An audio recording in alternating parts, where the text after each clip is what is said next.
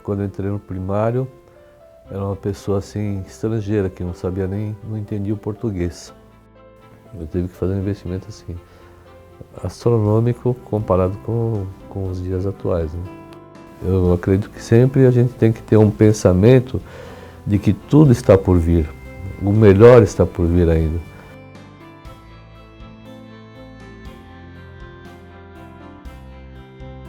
Sou natural de São Paulo, capital, paulistano da grande cidade mesmo, e eu sou de uma família de origem japonesa, meu pai é japonês mesmo, minha mãe é Nisei, e convivi assim até primário, num foco assim bem oriental, só falava japonês, hábito, língua, comida, escola, frequentei a pré-escola em japonês, então todas as atividades. Quando eu entrei no primário, era uma pessoa assim estrangeira, que não sabia nem, não entendia o português.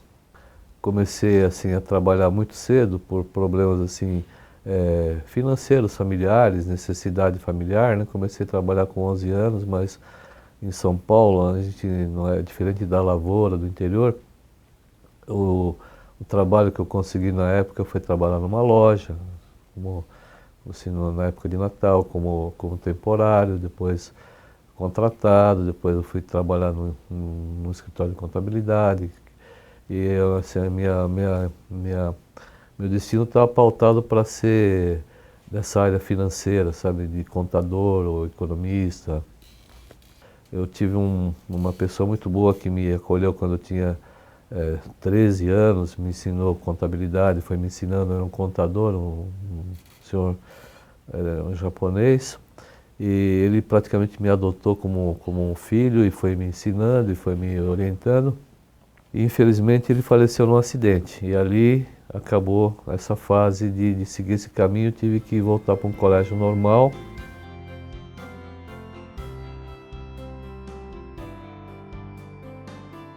O meu sonho desde de criança foi,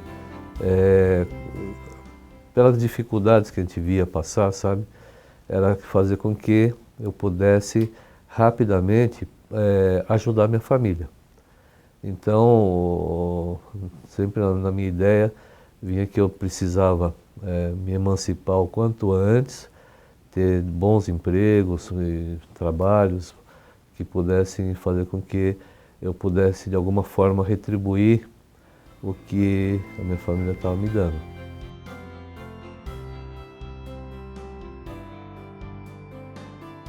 Dentro da nossa área da medicina, tudo aquilo que vem chegando de inovação, eu encaro como um desafio. Agora está chegando a robótica, é um desafio para que eu possa operar com robô.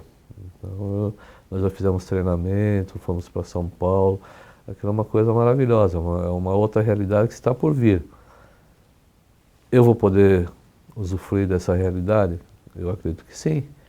Então, tudo aquilo que é desafiador, que é inovador, ainda eu encaro como um desafio e uma meta a ser cumprida. Então, eu diria para você assim, a medicina ainda vai evoluir fantasticamente, a gente não tem nem ideia do que está por vir, mas eu tenho certeza que, para minha pessoa, ainda eu vou ter a graça de poder realizar muita coisa.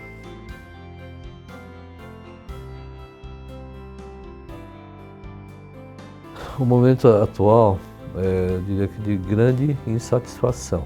Insatisfação com os rumos que o Brasil está tomando na gestão, tanto política, quanto social, quanto econômica. Dentro da nossa área, que eu vou dizer da medicina, esse distanciamento que existe entre as classes sociais, né?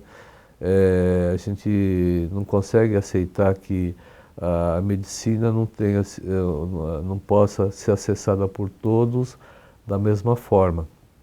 Então tem uma medicina para uma pequena minoria e uma grande maioria não dispõe dessa medicina. A gente vê que existe um caos a situação assim, de Cascavel em particular, considerando que eu conheço a realidade de São Paulo, que é uma outra realidade da capital de São Paulo.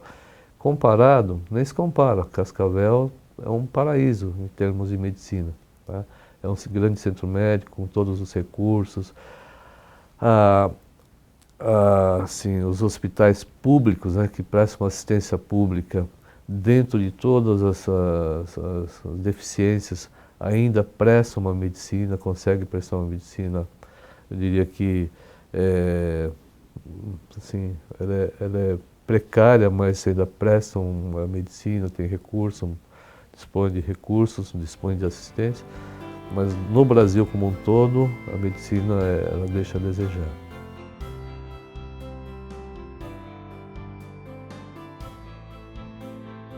Quando eu cheguei aqui em 1983, 15 de setembro de 83. Então agora já são passados 32 anos. Naquela época, Cascavel tinha 100 mil habitantes, uma cidade de 100 mil habitantes, com 100 médicos.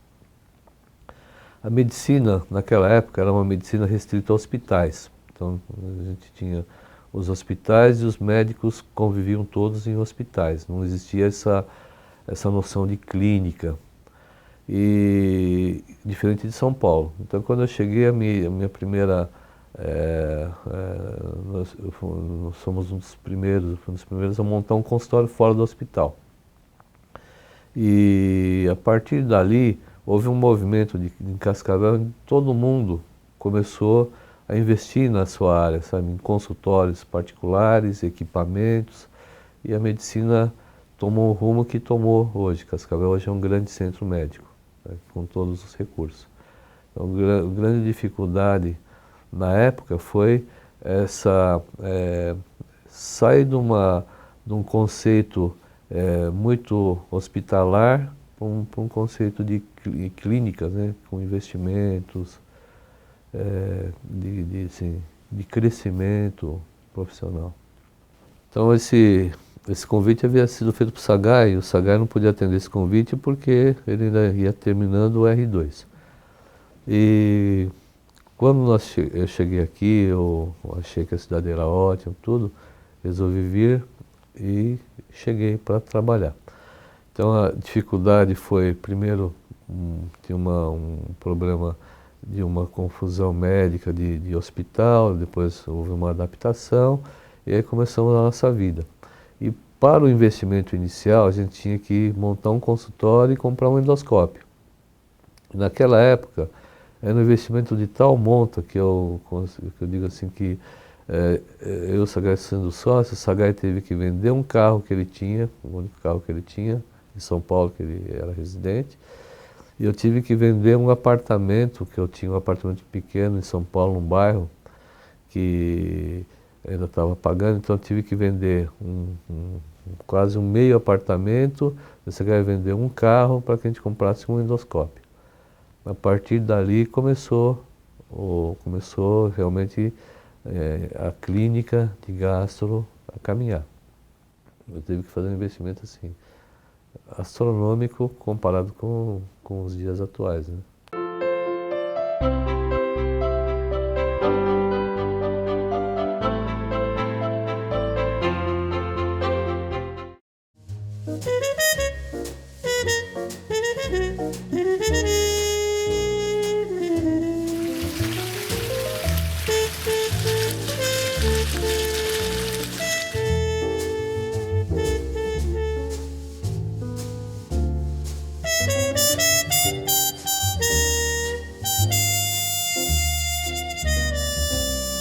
Braston, mais que pisos, caminhos para um futuro melhor.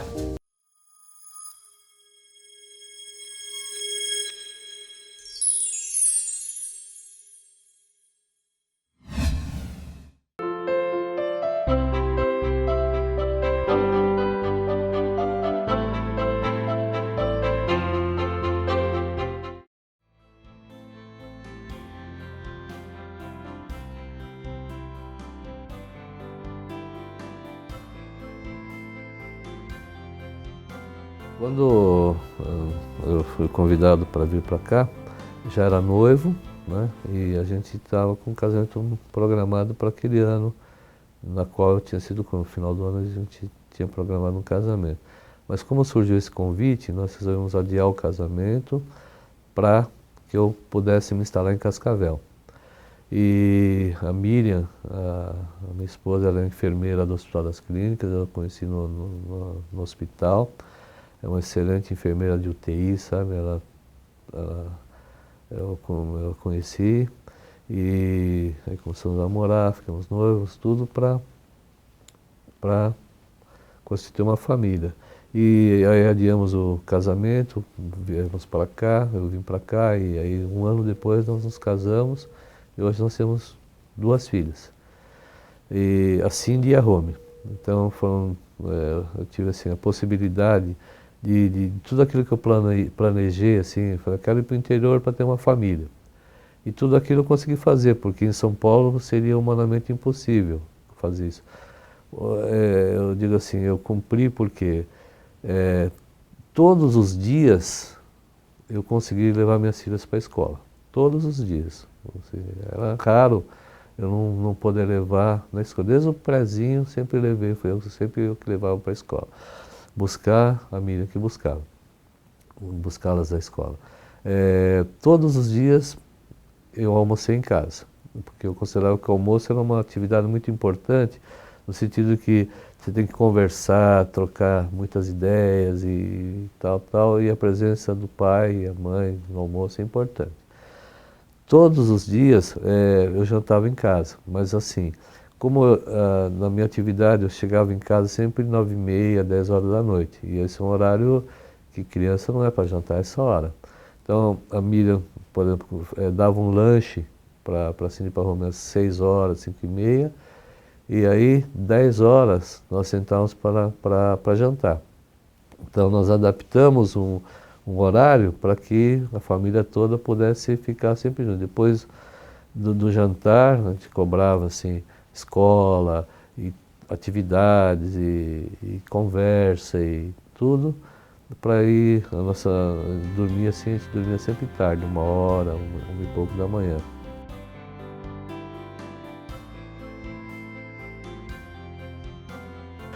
Avô é igual.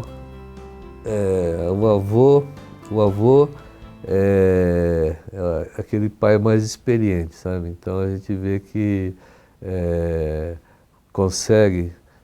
eu consigo também ser bastante presente para a Julinha, porque graças a Deus a Cindy formou-se e voltou para Cascavel. E o Tiago, meu genro, ele gostou de Cascavel e também resolveu vir morar em Cascavel. Então estamos todos próximos. E a Julinha, todo dia eu a vejo, todo dia ela fica comigo, todo dia ela participa da minha vida, então é uma alegria. Eu sou muito feliz, muito grato.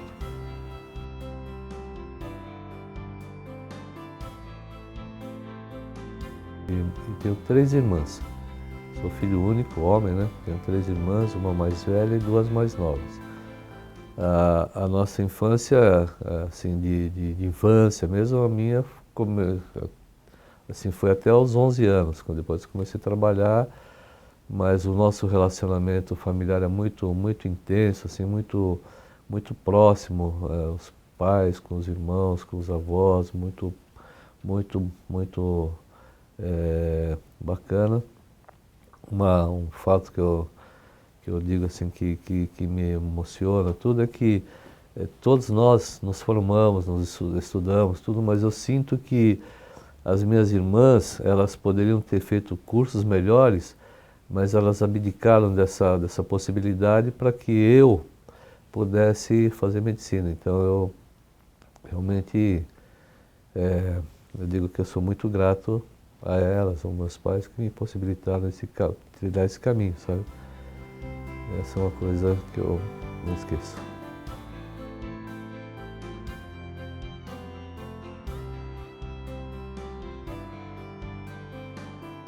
Quando nós temos aquele ímpeto de querer crescer rápido, de ficar bem logo, de você assim, seguir uma caminhada de crescimento profissional e tudo muito rápido. Eu diria assim, não tenha pressa. Não precisa ter pressa, não precisa atropelar as coisas, sabe? O que é mais importante na profissão do médico? Eu vejo hoje, como passado 30... Eu sou formado há 36 anos, então parece pouco tempo, mas é bastante tempo.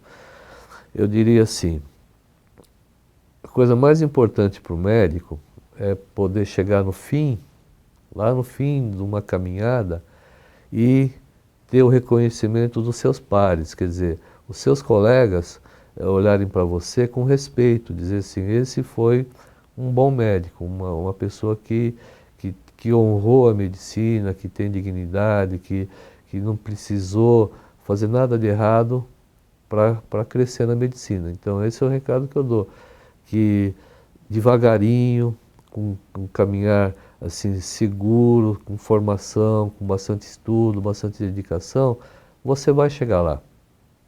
Pode ser um pouco mais árduo, mas é um caminho seguro, na qual você vai ter o respeito e a admiração dos seus colegas. Se você chegar no final da vida e tiver conseguido isso, você foi um bom médico, você cumpriu a sua missão.